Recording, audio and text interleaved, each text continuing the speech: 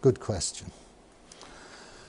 So we can adopt what's known as a Wittgensteinian approach to semantics. What do we mean by money? Well, if it's how people use the word is the meaning. There's no sort of Platonic thing that the word money points to and that's it. It's how we use the word. And from our point of view, the money users, the new numbers are new money. We spend them, use them, that is our medium of exchange. Once somebody's borrowed them, then they start circulating in the economy. The guy who sold you the house, he gets the 100,000, he probably buys a new car with it, or he goes on holiday, or whatever. Now there's a flip side to that expansion of the bank's balance sheet when somebody comes along and repays their loan, pays money back to the bank. And in this case, the money supply contracts. Let's see that schematically. Here's the balance sheet. The dotted lines are before the event, and the solid lines are both before and after. So when the guy comes in with these 100,000, well, he probably doesn't these days, he probably does it electronically, but when this event of debt repayment happens, then the effect on the balance sheet is that the loan account is paid off, so it disappears. So obviously some historic record of it is kept somewhere, but the day-to-day accounting of the bank, that loan has gone. And on the other side of the balance sheet, the customer's current account has gone down by 100,000. So we see the two sides now have shrunk, just in the opposite way to when they expanded when the loan was taken out. So after a while, the bank's been trading, and what does its balance sheet look like in general? Again, this is very schematic. Well, we've seen that the customer's deposits are liabilities to the bank. The loans taken out by customers are assets to the bank. Here they are. You'll notice the loans are a bit bigger than the deposits in this diagram. That's because, as we'll see, interest is charged on those loans. They have a certain internal dynamic. You take your eye off them and they grow. Another asset to the bank is physical cash called vault cash. This is, the bank does actually keep some notes and coins in its safe, in its vault, and that is an asset to the bank.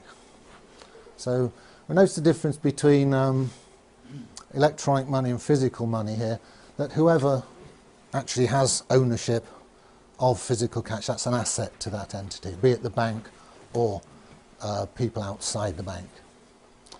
Assets, financial assets, the banks tend to buy gilts, which are IOUs from the British government. It's a favourite asset of banks, and obviously the nice buildings that you see, and the cars and so on and so forth. And also, remember, initially the shareholders put their initial money into the account at the Bank of England, it's called their reserve account. We'll have a look at the structure of this in a bit more detail later. So that's an asset to the bank. So the bank has its money in the central bank, the Bank of England.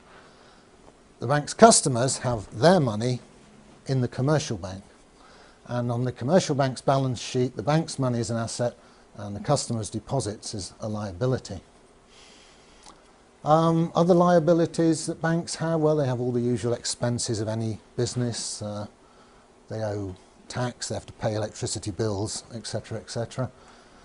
But like any business, they have this shareholder's capital account, which is a number on the liability side of their balance sheet, and it represents something quite important. It's what the shareholders would get were the bank to be wound up now. The bank would call in all its assets, pay off all its liabilities, and with any luck there'd be something left over for the shareholders to take away, because the shareholders came in at the beginning with a certain amount of money, they've traded for a while, they might want to stop trading now and walk away with some loot. So that's where it accumulates in their shareholders' capital account. So we've now seen where this electronic money comes from, how it gets into circulation, how it comes into being.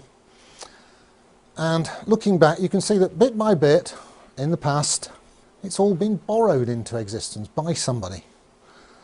And these people out there who, or some in here probably, who borrowed these digits into existence, got them into the banking system, they're paying interest on them. So every electronic pound going round and round the economy, some poor so-and-so somewhere is paying interest on it. So that means that if you think of the whole money supply, or you know, the electronic bulk of it, which is more or less all of it these days, then that money supply, that medium of exchange, is actually on loan to us. It has no permanence. It doesn't go round and round within the community of money users. It's lent to them by this rather strange banking system. So the conclusion is we actually rent our currency, our medium of exchange, from the bank, from the banking system, through these interest-bearing loans. And that's weird, isn't it, when you think about it? These numbers, they charge us for using their numbers, which costs them nothing to type in. Well, yeah, my numbers are as good as their numbers. As a mathematician, I must say this. So why am I forced to rent their numbers? So I like the phrase that we have a rent-a-currency system. Let's look at it schematically. Well, here's us in the economy. These arrows mean the money's going round and round. And what goes round and round up there is digits in banks' computers, and none of it is debt-free and none of it is permanent. It's all temporary, transient, ephemeral, and it comes into the economy, as we've seen, from interest-bearing commercial loans, and it drains back out of the economy as the loans plus the interest. So the banks extract wealth from the economy by renting to us a bunch of numbers. It's quite a good business, isn't it? And of course the numbers they get back as interest are just as good as any other numbers, and they can spend those numbers back into the economy. And you know, you'll notice bankers have pretty good cars and bonuses and houses and so on. All for buildings. Yeah, I mean, they accumulate a lot of wealth by charging us to use their numbers. What's the alternative? Well, we could do it this way. Here's us in the economy, and instead of using numbers which are lent to us by commercial banks, we could have our own numbers. Could issue them collectively, all of us. And they could be permanent. And the money supply could go round and round indefinitely as we conduct our business. Where would that sort of money come from? Well, it can only come from the collective, from the whole community of money users. You don't want any privileged minority doing it and making lots of profit out of it. Let's do it all together. You know, we're all going to use these numbers. Well, let's have our own numbers. Fine. So we issue them into the economy and through what's called the state, which is, taking a benevolent look at it, it's what we all want to do collectively together. We all have nice roads and we all want to drive on the same side of the road and so on. So I'm just having a dig at the anarchists here who often I debate with on the internet.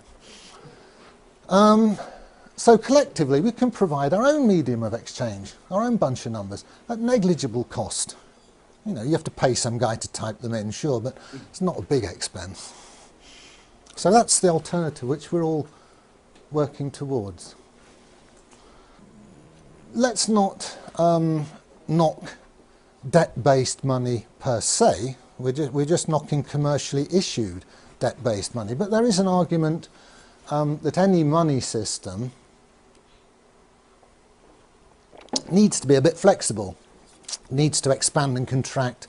You know, if somebody invents a new widget and suddenly lots of factories are needed to produce these new wonder widgets, well, we need a bit more money in the economy.